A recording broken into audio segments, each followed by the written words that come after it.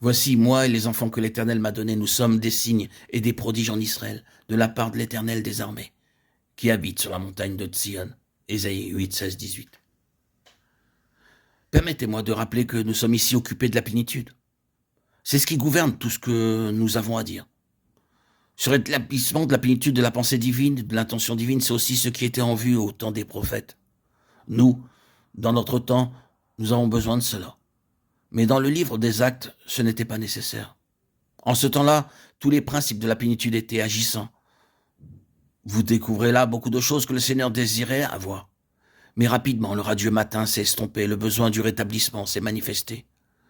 En parcourant le Nouveau Testament, vous voyez combien tout cela est vrai. En arrivant au premier chapitre du livre de l'Apocalypse, vous voyez cette préoccupation pour retrouver ce qui a été perdu. La plupart du temps, le Seigneur a dû parler des choses qui sont parties d'un état qui a été perdu. C'est la restauration qui est en vue. Nous sommes dans un temps où la question du rétablissement se pose et où la fonction et le principe prophétique doivent opérer. Cela implique qu'un vase prophétique soit levé pour proclamer ce qui est la pensée originelle de Dieu concernant son peuple.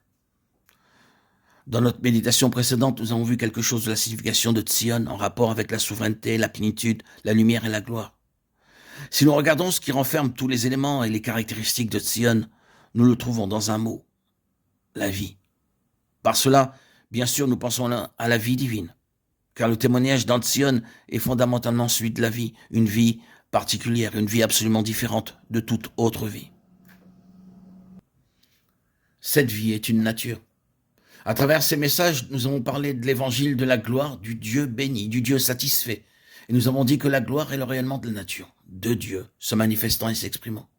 Cette nature divine nous est donnée dans la vie éternelle que nous recevons lors de la nouvelle naissance. C'est une nature qui est plantée intérieurement et dans laquelle se trouve de manière inhérente cette ressemblance divine. Bien sûr, je ne veux pas dire que nous avons en nous la déité. Est-il encore nécessaire pour moi de redire cela?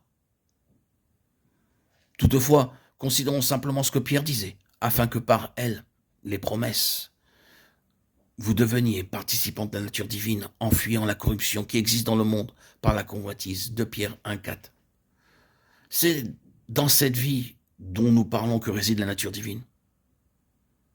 C'est toujours interdépendant dans le domaine subjectif-objectif, c'est-à-dire que nous avons cette vie dans le Fils de Dieu et que nous l'avons seulement en nous-mêmes dans la mesure où nous avons Christ en nous.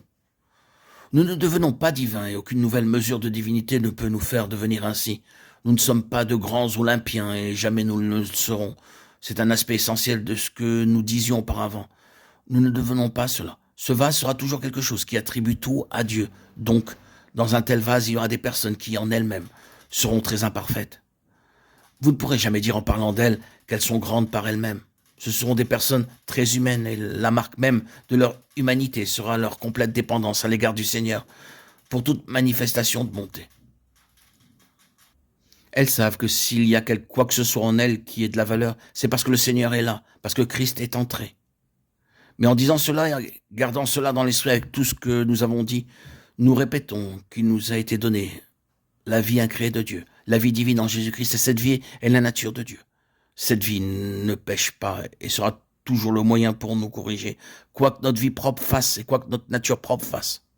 C'est la raison pour laquelle ceux qui sont au Seigneur et qui font des erreurs passent par des temps beaucoup plus éprouvants, de manière intérieure, que n'importe qui d'autre. Ils ont un standard qui s'est établi en eux et ils ne suivent pas des choses externes parce que c'est en eux-mêmes qu'il y a la norme d'une vie sans péché. Si jamais nous soulevons la question de la perfection sans péché, nous ne serons jamais capables de dire cela à l'égard de nous-mêmes. Cela peut seulement être dit de cette autre vie qui nous a été donnée à nous. Cela peut être seulement dit de cette vie-là.